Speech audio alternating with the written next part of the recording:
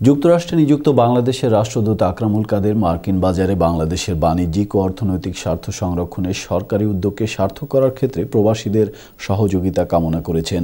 পেনসিলভেনিয়ার Philadelphia প্রবাসী বাংলাদেশিরা আয়োজিত এ মত বিনিময় সভায় তিনি জানান, প্রবাসীদেরকে মার্কিন সমাজ ও মূলধারার রাজনীতিতে অগ্রণী ভূমিকা পালন করার জন্য সচেষ্ট হতে হবে।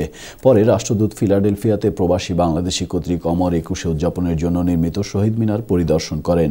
উপস্থিত ছিলেন মোহাম্মদ শামীম আহসান ও শফিকুল ইসলাম।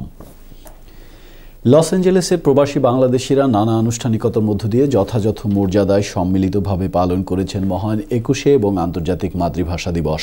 শিশুদের চিত্রাঙ্কন, আবৃত্তি প্রতিযোগিতা এবং মনোজ্ঞ সাংস্কৃতিক অনুষ্ঠানের আয়োজন করা হয়। এ উপলক্ষে সাহিত্য, সঙ্গীত ও সংগঠক হিসেবে একুশে উপলক্ষে পদক দেওয়া হয় যথাক্রমে চাঁদ সুলতান, আলী আশরাফ রুনু এবং আবুল ইব্রাহিমকে।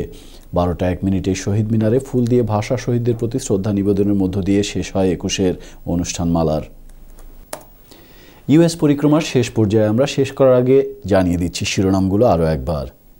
যথাযোগ্য মর্যাদায় মহান একুশে এবং আন্তর্জাতিক মাতৃভাষা দিবস পালন করেছেন যুক্তরাষ্ট্রের প্রবাসী বাংলাদেশিরা। 14 বছর আগে যুক্তরাষ্ট্রে আসা ফ্লোরিডা প্রবাসী সলিমুল্লাহকে প্রাণ দিতে হলো ডাকাতের বুলেটের আঘাতে। এবং একুশকে বাঙালির জন্মদিন ও বাংলার সোনারতরী আখ্যা দিলেন একুশে পদকপ্রাপ্ত নিউ ইয়র্ক প্রবাসী কবি শহীদ কাদরী। প্রিয় দর্শক, ইউএস পরিক্রমা আজ এ পর্যন্তই। ইউএস পরিক্রমা নিয়ে কোনো মতামত বা আপনার এলাকার অনুষ্ঠানের সংবাদ জানাতে চাইলে ইমেল করুন usporikrama@gmail.com-এ। ATN Bangla New York studio থেকে বিদায় নিচ্ছি আমি ফকির সেলিম। আগামী সপ্তাহের ইউএস পরিক্রমা দেখার আমন্ত্রণ রইল। সে পর্যন্ত সবাই ভালো থাকুন।